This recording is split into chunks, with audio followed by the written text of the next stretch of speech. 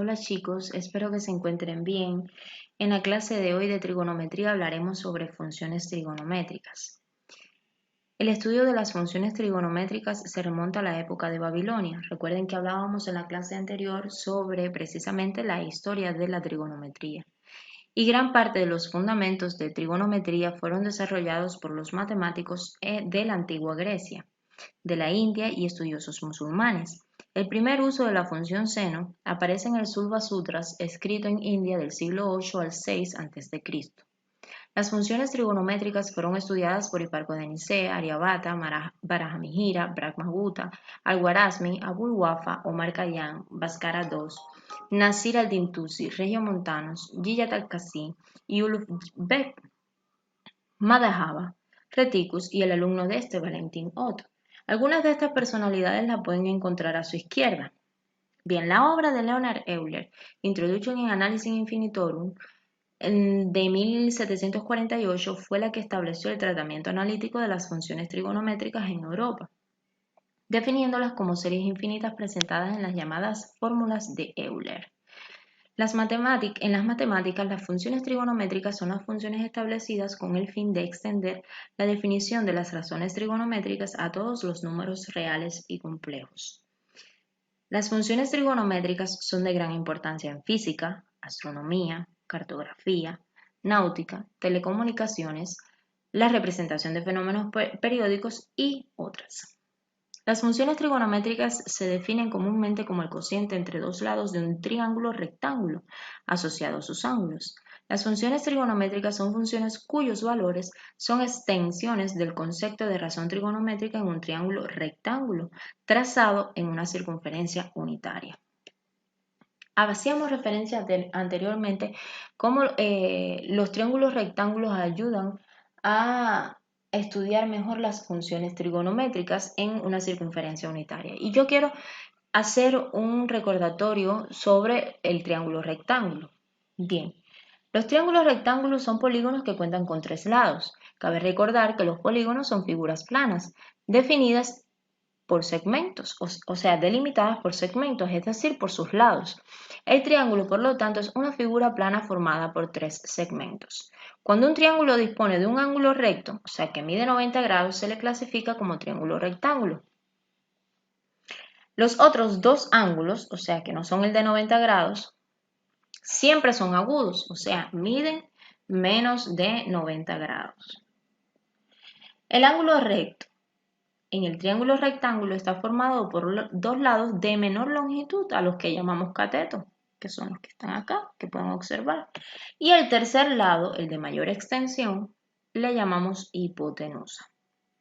Bien, el famoso teorema de Pitágoras se basa en estas características de los triángulos rectángulos y señala que el cuadrado de la hipotenusa resulta idéntico al resultado de la suma de los cuadrados de los catetos. Okay.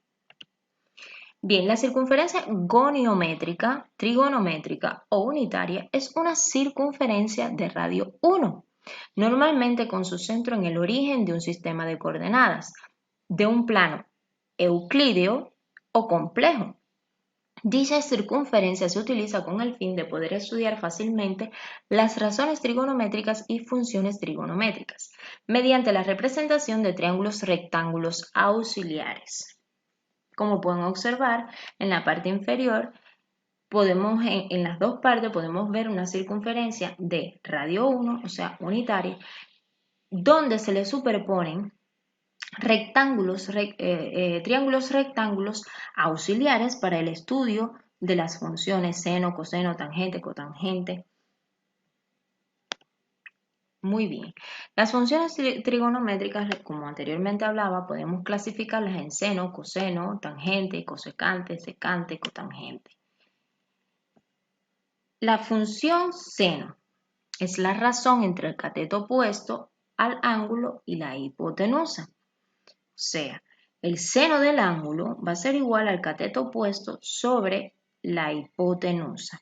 Si nosotros superponemos este triángulo en un eje XY, en el plano de las coordenadas, y lo delimitamos con algunas letras, pues el seno del ángulo, que en este caso es alfa, va a ser igual a A sobre C, donde A es el cateto que se opone a ese ángulo y C es la hipotenusa. Recordar que la hipotenusa es el lado más extenso del triángulo rectángulo y que siempre se opone al ángulo de 90 grados. El coseno es la razón entre el cateto adyacente al ángulo y la hipotenusa. De la misma forma, como podemos observar, si superponemos este triángulo en un eje, en un plano de coordenadas, pues simplemente, y lo delimitamos con algunas letras, pues es simplemente el coseno del ángulo va a ser igual al cateto adyacente, que en este caso es B, sobre la hipotenusa, que es C. La tangente es la razón entre el cateto opuesto al ángulo y el cateto adyacente. Cateto opuesto al ángulo sobre cateto adyacente. De la misma forma, si colocamos ese triángulo en un plano de coordenadas, simplemente la tangente de ese ángulo, de igual manera, va a ser igual al cateto opuesto sobre el cateto adyacente, que es A sobre B. La cosecante. Bueno, la cosecante es la razón entre la hipotenusa y el cateto opuesto al ángulo. Bien, primero vamos a localizar dónde se encuentra la cosecante. La cosecante, a su izquierda pueden ver una imagen de una parte de una circunferencia unitaria, o sea que sería el primer plano de esa circunferencia unitaria, donde podemos observar que la cosecante va desde A hasta F. ¿Ok?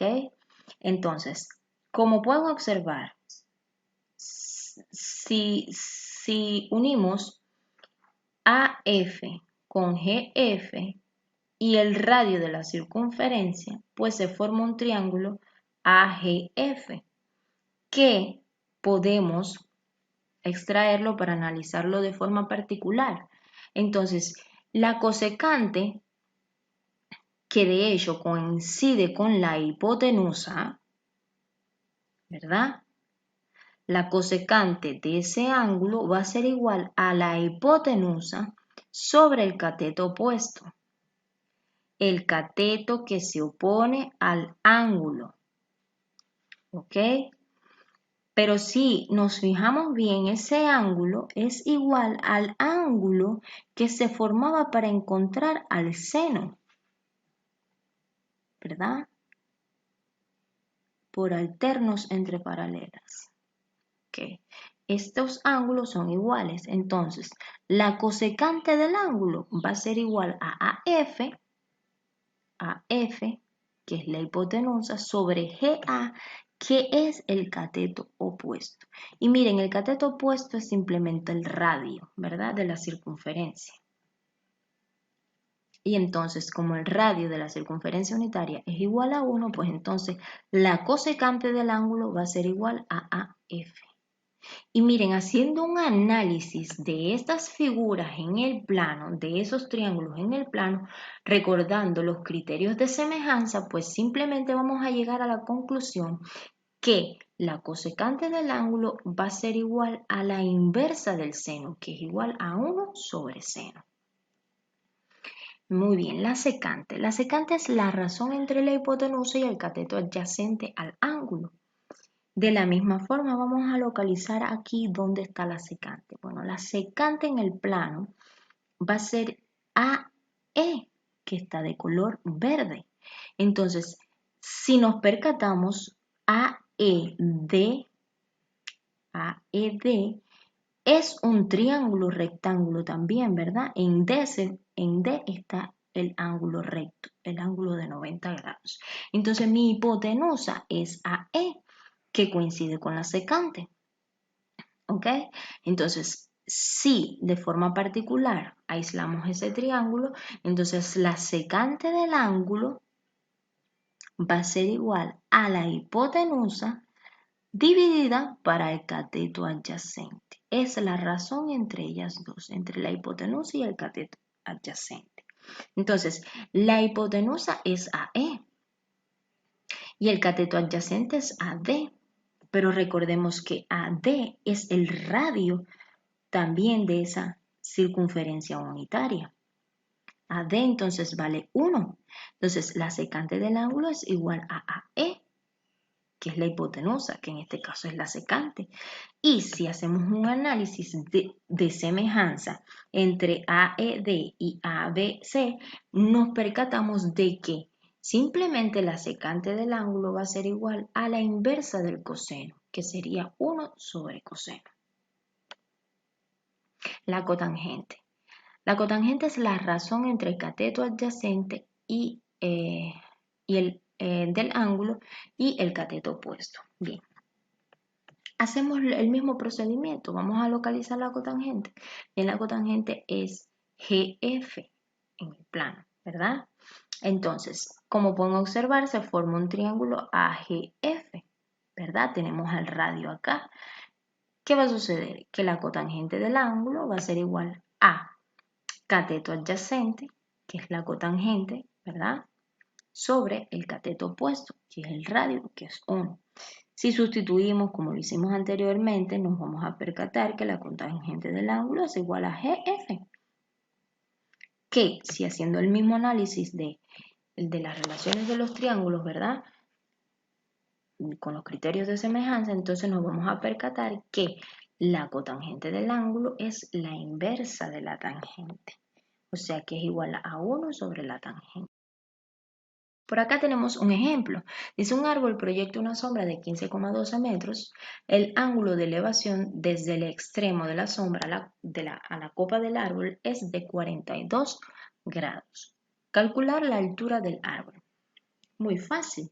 Tenemos el árbol, esa sombra, recuerden que la sombra del árbol junto con el árbol y el suelo, el piso, la tierra, ¿no? Van a formar un triángulo donde su ángulo de inclinación es de 42 grados entre la sombra, ¿verdad? A la copa del árbol. Es de 42 grados. Dice que hay que calcular la altura del árbol. Muy bien, entonces ¿yo qué voy a hacer? Voy a buscar una función que me ayude a encontrar la altura de ese árbol. Entonces yo digo, bueno, tengo el ángulo. Y el cateto que se opone a ese ángulo es A o es X, que es lo que yo quiero encontrar, que viene siendo mi altura. Y tengo la longitud de A desde el árbol hasta el final de la sombra. Voy a buscar una función. Bien, podrá ser seno. Seno del ángulo es igual a cateto opuesto sobre hipotenusa. Bueno, yo tengo el cateto opuesto, que es lo que yo quiero encontrar. Tengo el ángulo, pero la hipotenusa no la tengo. Tendría dos incógnitas. No me sirve. Entonces tendría que buscar otra. Coseno del ángulo es igual a cateto adyacente sobre hipotenusa. Realmente no me sirve porque yo lo que quiero encontrar en este momento es el cateto que se opone a ese ángulo. Coseno no me sirve. Ah, pero la tangente. La tangente dice que es la tangente del ángulo es igual al cateto opuesto sobre cateto adyacente. Y miren, esa sí me da lo que yo quiero buscar.